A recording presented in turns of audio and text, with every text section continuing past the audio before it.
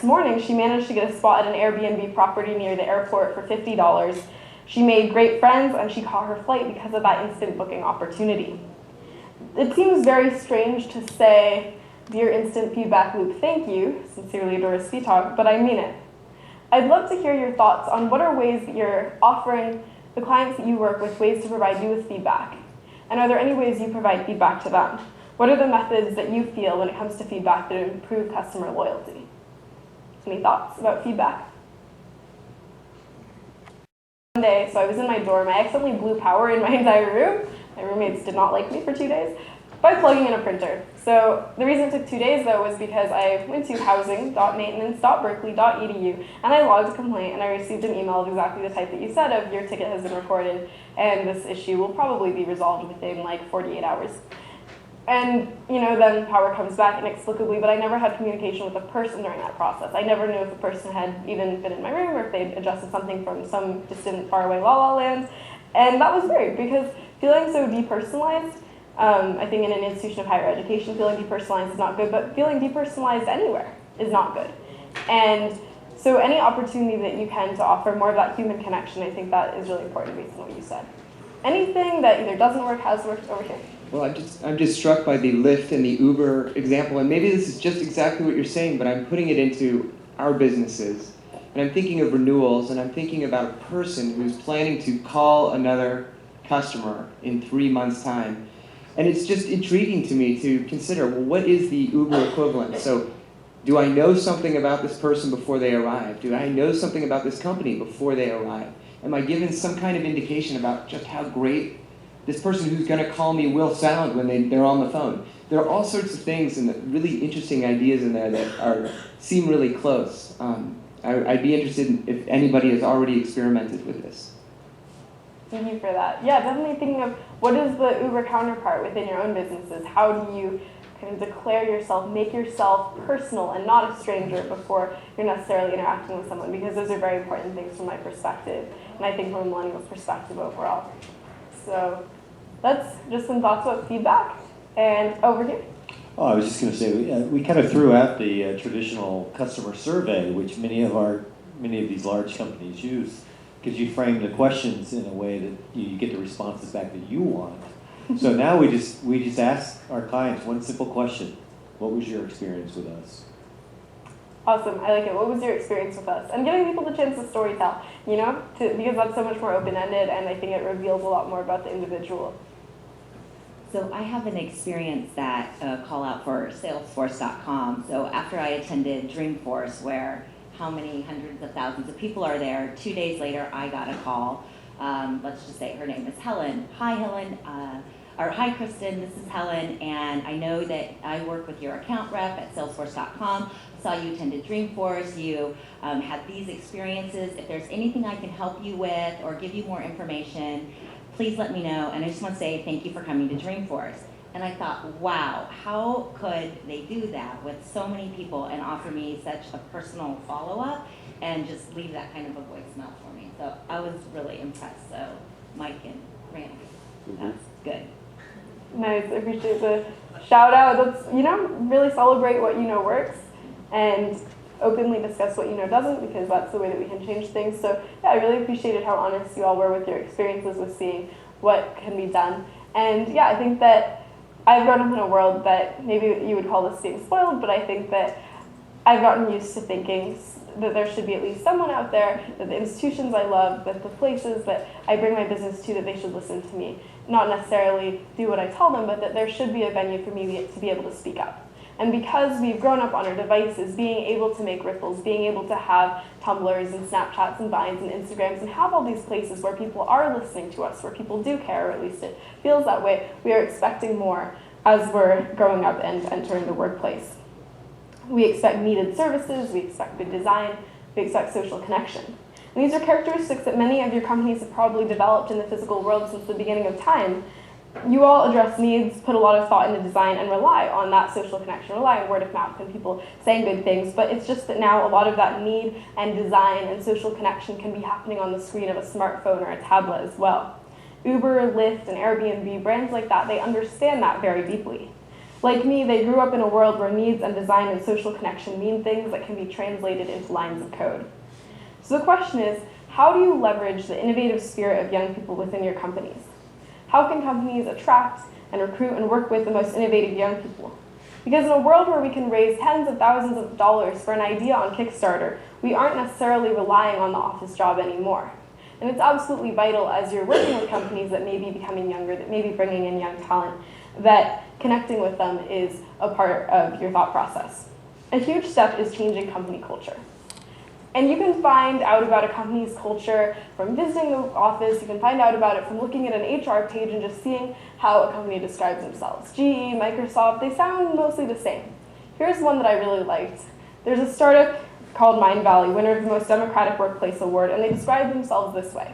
Whip out a blender, throw in epic dreams, bleeding-edge technology, and quirky work culture, and grind them into a gooey, delicious pulp.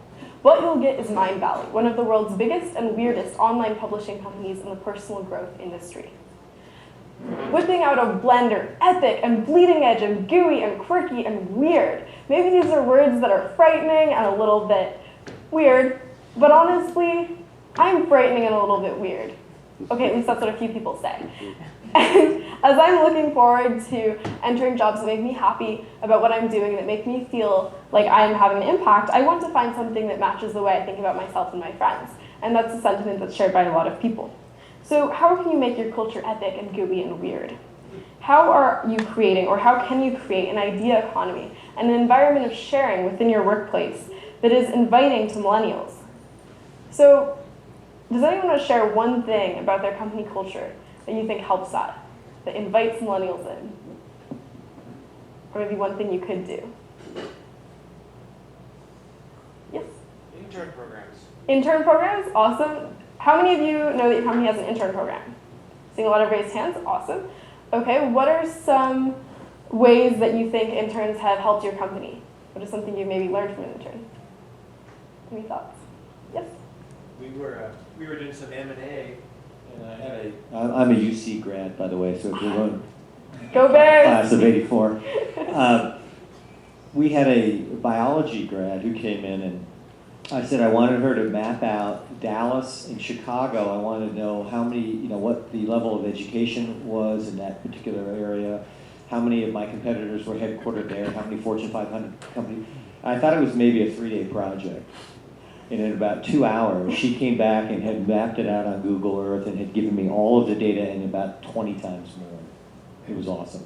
That is awesome. And that right there is one of the values that I think maybe to an unreasonable extent sometimes we expect efficiency. My parents would ask me to do something, to look something up, and they'd have the exact same experience where they might expect that it would have taken me 2 hours or something. I would find it really fast because there's just so much impatience, I think. We really look for things. If we can't find them on one site, we'll go to another. And I have always thought of that as something to expect from any company that I get business to. If I, getting an Uber or a Lyft or an Airbnb or whatever, there's that instant turnaround that I think is always good to expect. But I'm also really glad that so many of you have intern programs, and I think that being able to answer that question of what have you learned or how have you benefited from having interns is really important, because as I spoke about in 2010, there's so much to learn from kids, there's so much to learn from college students and from individuals who are interning. Is there anything else? Okay. So to go back to that quirky work culture, it's not necessarily just about the way that an office looks or the way that you speak to employees or what you require them to wear or not wear at the office as far as dress codes. I think that so much of it is just about the attitude.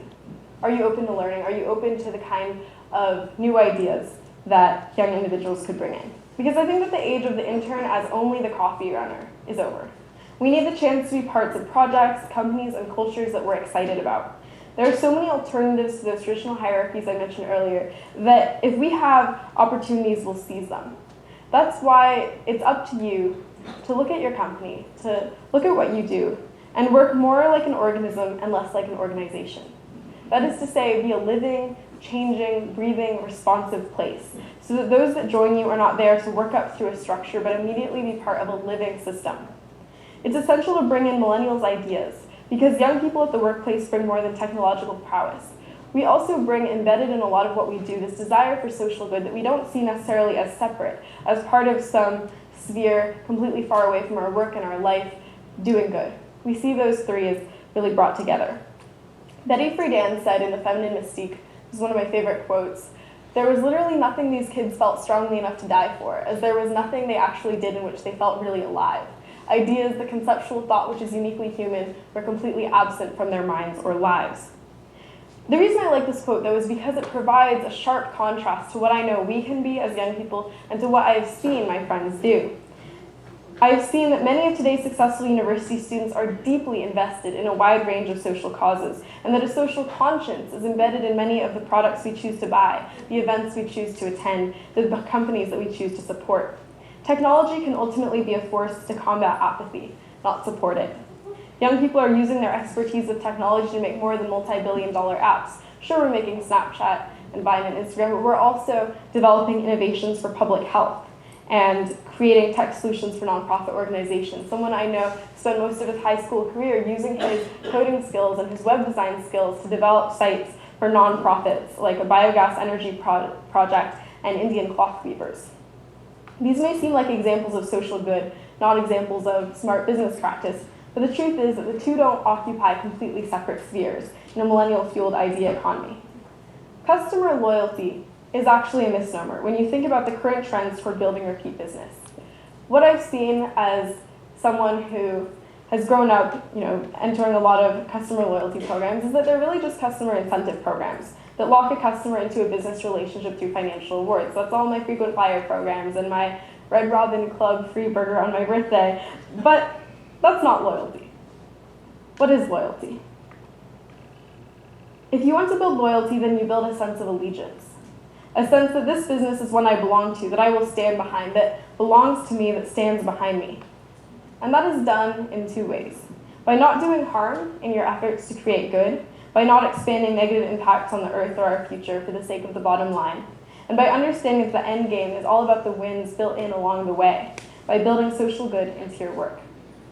That is a deeply idealistic and probably a deeply millennial sentiment, but I think that it's where our world is going in this idea economy.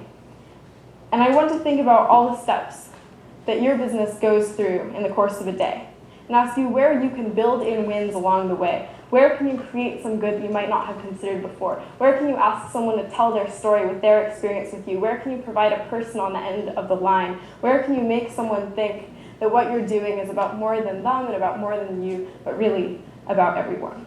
I grew up hearing Google's unofficial mantra was "don't be evil." So today I expect more. Loyalty is deeper than incentives, deeper even than having the better product or the cooler user interface, because that isn't loyalty. That's liking your friend for having good food or having a pretty smile. We love the people in our lives for things far more lasting, like integrity, trust, stewardship, reciprocity of our care for them. And likewise, I think it's a fairly universal sentiment, not one specific just to people my age. The businesses worth being loyal to are the businesses that deliver through thick and thin, that lead pioneering pursuits toward better ideas. And maybe, just maybe, that act like millennials, caring a little bit more about the big idea than the billable hour, making things personalized, making the world a little smaller and those strangers a little less strange, and integrating social conscience into work. I spoke in my TED Talk about the value of holding on to youthful idealism and naivete. Ultimately, I don't want the ending of my generation's coming-of-age story to mean a loss of idealism. I don't want us to wake up all wise and jaded. I want us to wake up not only idealistic, but realizing that we can work together towards a conscious realization of our ideals. Let's start that story together. Thank you so much.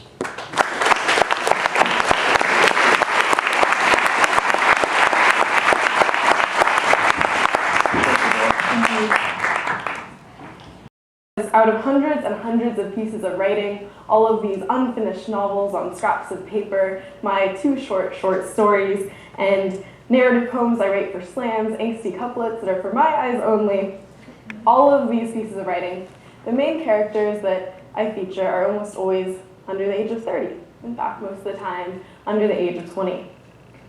Now, as I was reflecting on this, I realized that this is less about who I am as a writer and less about me just thinking about young people all the time, and more reflective of just where I am in my life. that I am a 17-year-old girl, excuse me for the cliche, trying to find my place. And maybe it is a cliche, but it's one that I've seen in some really great works of literature. I was in my African American Lit class and we read Giovanni's Room, and there was this quote that really stood out to me. Perhaps, as we say in America, I wanted to find myself. This is an interesting phrase, not current as far as I know in the language of any other people, which certainly does not mean what it says, but betrays a nagging suspicion that something has been misplaced. Perhaps, as we say in America, I wanted to find myself. Now, as the exchange student from Hong Kong who I sit next to will tell you, the desire to find oneself is not uniquely American. But as I thought about this quote from Giovanni's Room, I began to wonder. When it comes to the story I want to tell today, right here, of millennials in today's idea economy, what is that misplaced something? What is that elusive self that we are finding? If today's speech is a coming-of-age story, it's one simultaneously similar to and unlike the coming-of-age stories that I have read. There are daring main characters and challenging conflicts and maybe even some monsters worth fighting. But our journeys are happening increasingly in lines of code and lines and speeches. It's impossible to encapsulate millions of people with one character description. It's crucial to see many different facets of who we are. Do I have any Time magazine subscribers in the room? Seeing a few raised hands. Okay, so maybe you saw the cover from a while back. Joel Stein wrote an article entitled The Me, Me, Me Generation. And it declared that people my age were found buried in our own narcissistic worlds, consumed in selfies and selfishness. And although the article ended on a positive note, I really wanted to reiterate that at the same time as sure I may have Snapchatted every single moment from when I first arrived here to my friends who are suffering in our triple dorms, I think that we can be a whole lot more. My friends are starting education reform nonprofits, they're organizing conferences, they're leading protests, they're developing best-selling apps, and maybe, just maybe, we're holding on to the idea that ourselves, the selves we are finding ourselves, will change the world. The world where a 17-year-old like Nick Delazio, who created the news summarizing app Sumly. Has anyone here heard of Sumly or Nick? Okay, seeing some nods. Well, he was paid $30 million by Yahoo for 18 months of his time. And I'm 17 and I'm thinking, dang, where is that $18 million paycheck? High stakes. But I realized that Yahoo wasn't really paying Nick for his time. They weren't really paying for those 18 months. They were paying Nick for his ideas. And I am coming of age in a world where my big ideas may be of more worth than my billable hours. That's a truly daunting but also incredibly inspiring thought. Perhaps, as we say in America, I wanted to find myself. Perhaps I want to find my big ideas. It is evident that the self we are finding is more than individual successes. It is more than the house and the car and the white picket fence. But it's the self of ideas, the self that we create through our questions and through our inventions, the things we create with our minds. So that's the perspective I'm coming from as a 17-year-old girl. And the question that I want to ask today, and that I hope to hear a lot of your input from, this will be very participatory talk, the question I want to ask is, how will your organizations respond to the change being catalyzed every day by people my age, even in your own backyards, maybe by your sons and daughters and nieces and nephews? Today we'll explore how companies are updating their culture to create new followings, and how my generation can contribute even more than we famously consume. Young people have increasing space to have a voice and develop innovations without getting a stamp of approval from an authority figure, from parents, professors, corporations, governments, the establishment. We're not waiting for a green light anymore. This means an economy driven more by ideas, sharing, and alternatives to traditional hierarchies than ever before. Customer loyalty relies on appealing to the new priorities of this economy. Here's the thing that I love most about an economy that places ideas at the forefront. The great thing about ideas is that they don't discriminate based on age. Ideas don't fly in the window and take a look at you and say, oh, you're not quite old enough, you don't have a degree from a famous enough institution, you're just not cool. At least I hope they don't. When new friends I meet look me up on Wikipedia, because yes, this sometimes happens, they'll often ask, wait, so you gave a TED Talk, followed by, how old were you? And when I tell them 12, the common answer to that is, but wait, how does a 12-year-old give a TED Talk? I realized when I went to the conference in 2010 that I was the only 12-year-old around, and in retrospect, I shouldn't have been so surprised. But here's why I was. The TED conference is all about ideas worth spreading, and as I said before, ideas, last I checked, don't have an age restriction. So that's why when I went back home to Seattle, I decided to start organizing a conference to bring ideas worth spreading to young people.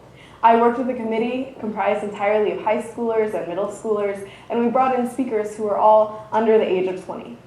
A lot of people were shocked at the idea that Microsoft would give us a conference center and that our parents would let us all run around and organize this massive thing on our own. But when 700 people attended and no one died, I think it was fair to say that we managed to pull it off. My friend Ethan Perrin spoke at TEDx Redmond in 2011, and he's a perfect example of someone whose idea worth spreading wasn't ever restricted by age, because when he was 13 years old, about the height of a hobbit in the summer of 2011, he decided, I want to capture mind-blowing pictures of the curvature of the Earth. Because you can get those kinds of pictures for billions of dollars from the International Space Station, but this kid wanted to do something a little different. He wanted to take the same kinds of photos for under $300. Impossible, right? Well, how does a 13-year-old take pictures in near space? Step 1, package together a box of electronics with an insulation kit to defend against negative 70-degree conditions. Step 2, load a point-and-shoot camera with a hack development kit, allowing him to trick the camera software into taking pictures every 10 seconds.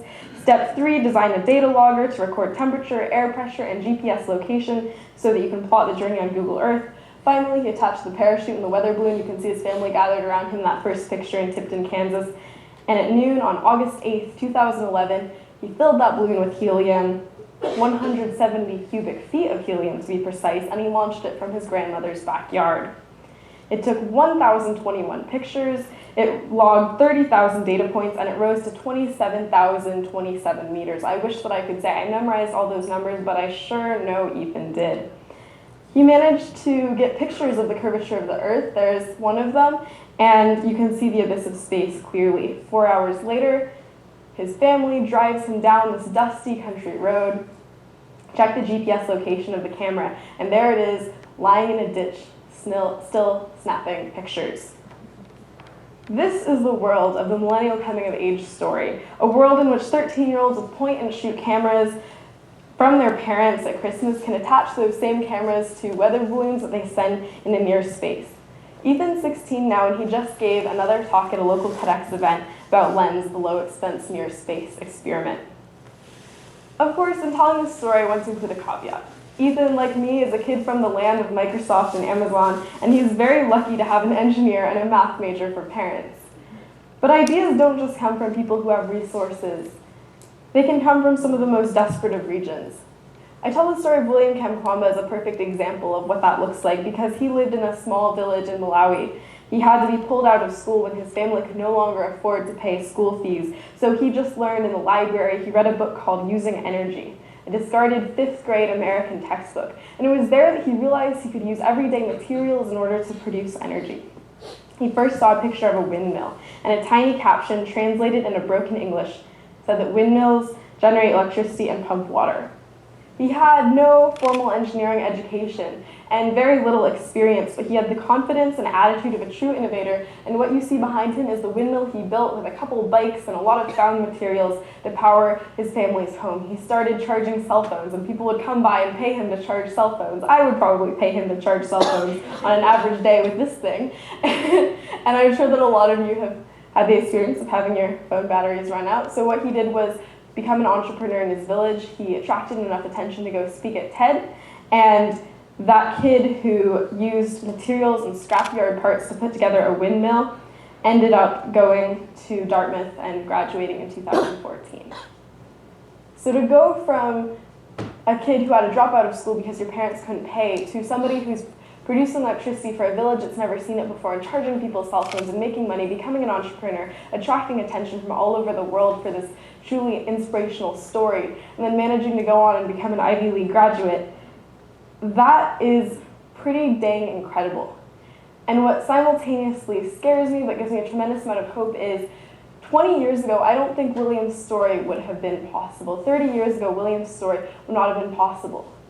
And it makes me think of all the Williams that may have been out there who didn't get the chance to be heard, who didn't get the chance to rise out of poverty. But the fact is today, stories like this are possible. And as the days go on and new technology develops and people pay attention to these kinds of stories coming out of the developing world, there will be more Williams. And that's why I find a tremendous amount of hope.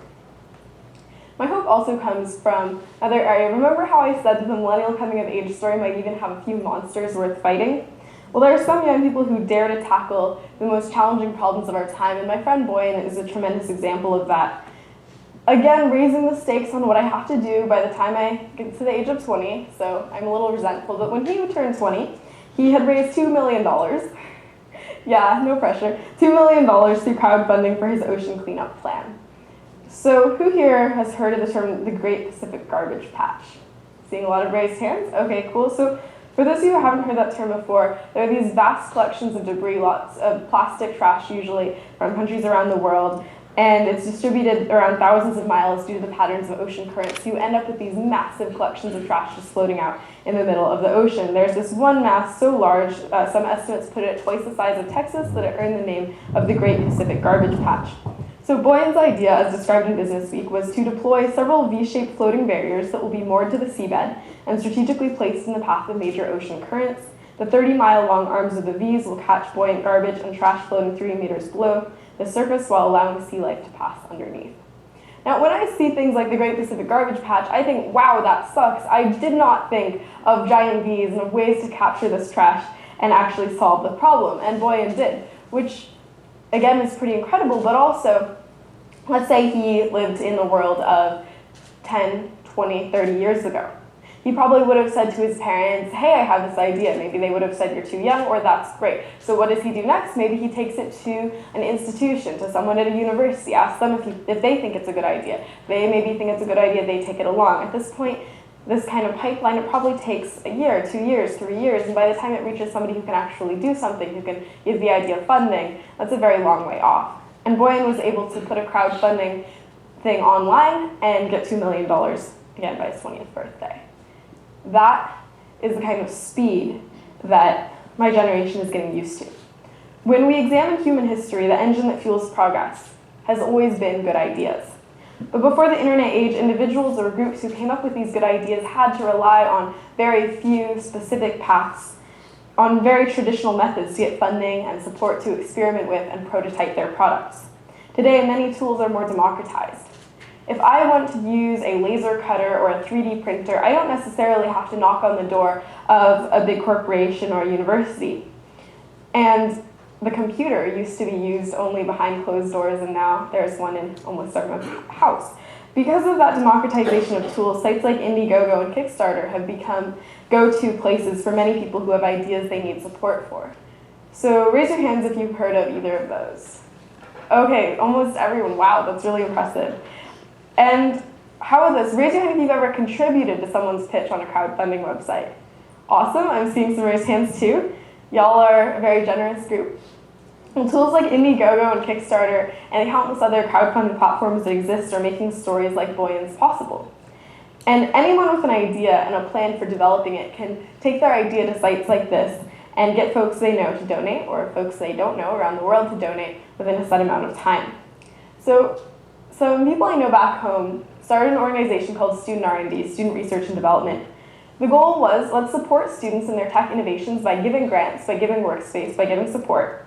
And back in 2011, one of the projects being developed was a plasma speaker, which needed $2,000 for future development. So, For neon signs. And then if we go through a fluorescent tube, it excites the air inside, kicks off ultraviolet, and then the fluorescent powder turns it into visible light. So we've made the carrier circuit for the plasma speaker. Same one as before, but we're going to modulate it soon. But now we're just making sure our spark gap is accurate. And let's see how hot it is. It's a few million degrees. they put in a little correction. I don't know Very if that one. frequency through the arc itself using a tone generator. You can hear the noises of the plasma speaker right here. This is a tone generator. I've never seen a kit available for this, and I've spent the last like 5 hours looking. There's instructables on it, but nobody offers a kit. We actually have an amplifier downstairs that we use to drive speakers. Yes. I think if we turn those down enough, we could drive this. Completely fine, yeah. Do you want to go test that? This can handle up to 15 volts, so we'll just measure it. Let's go test it. Yep. Alright, so I brought in my mixer over here, Like metal. and we're actually going to be hooking up, we just hooked up this mixer to the plasma speaker. So you can kind of hear the music. There's a Halo one board. sound plays at a time is ideal. Yeah. Like that's why the Mario song is gonna work. The Halo theme Any song. video game song is perfect because it's mono, you know? Yeah.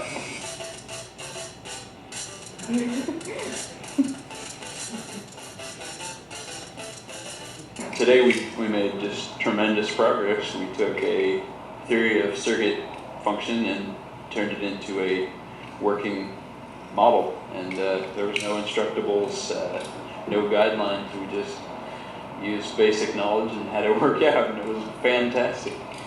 Empowering students, That's the best way to empower somebody. inspire, create, learn. What I absolutely love about this is I was actually there for portions that you saw. I was standing off in the corner and just being like, oh my god, what is this? And also, we're in a really wooden building. Will you burn this down or will we all die? But that was secondary, because when someone's doing something really cool, you put your life on the back burner. Now, they asked for $2,000 on Kickstarter. Does anyone want to guess how much they raised? Not quite $1 million, unfortunately. Well, they asked for $2,000, and on October 9th, 2011, a total of 240 backers had pledged more than $18,574. So that was more than 8 times what Student R&D had asked for. That is more than 8 times, right? I didn't fail multiplication. Probably did, but beyond being super cool, this plasma speaker really represented the empowerment that students could have. It was, again, a bunch of students getting together in this tiny little workspace, and this kind of funding structure more broadly provides an alternative to traditional hierarchies, because I went over to Student R&D and I knew that they were no beautiful organization housed in a tall tower with gleaming glass windows. It was a scrappy nonprofit consisting of a bunch of, well, computer geeks getting together on the weekends in this nondescript workplace located next to a dry cleaners and a shooting range. So it was about as unfashionable as you can get. No one was established, no one was rich, no one was all that powerful, until their fingers hit the keyboards and their minds hit the grindstone. Because over the course of my high school career, I saw Student R&D, this organization that I'd always thought of as one of my best friends' brothers thing, that it went from that scrappy nonprofit hosting the occasional hackathon with pizza to being this still very scrappy nonprofit, but a pretty awesome one that hosts tech incubators and organizes Code Day, a 24-hour hackathon that happens now in 31 cities across the United States. I don't think that would have been possible in an age before Kickstarter and crowdfunding, before hackathon was part of our vernacular, before social media made it possible to advertise Code Day and get organizers in those 31 cities to get passionate about hosting them locally. What Student R&D did for hackathons and student tech innovations, Kiva very famously did with charity, because it's a nonprofit that allows people around the world to do good through micro-lending. And that's a system for encouraging entrepreneurship and development made famous by Nobel Prize winner Muhammad Yunus. I'm sure that a lot of y'all have heard of that. And in 2003, Matt Flannery and Jessica Jackley were students at Stanford Business School. They decided to go to a talk by Muhammad Yunus. And when Jessica then went to work in Africa, she realized that a lot of problems stemmed from the fact that entrepreneurs or up-and-coming entrepreneurs weren't able to access capital. So in October 2005, she and Flannery created Kiva. The first loans doled out through the site were repaid in full, which I think exceeded their greatest expectations. Since its founding, Kiva has initiated loans to more than 1 million people, ranging from a seamstress in Paraguay, a cobbler in Kenya, and a cattle farmer in Tajikistan. I love the examples they've picked to put on their website. Donating to Kiva allows individuals to have a very personal connection to the people that they're helping.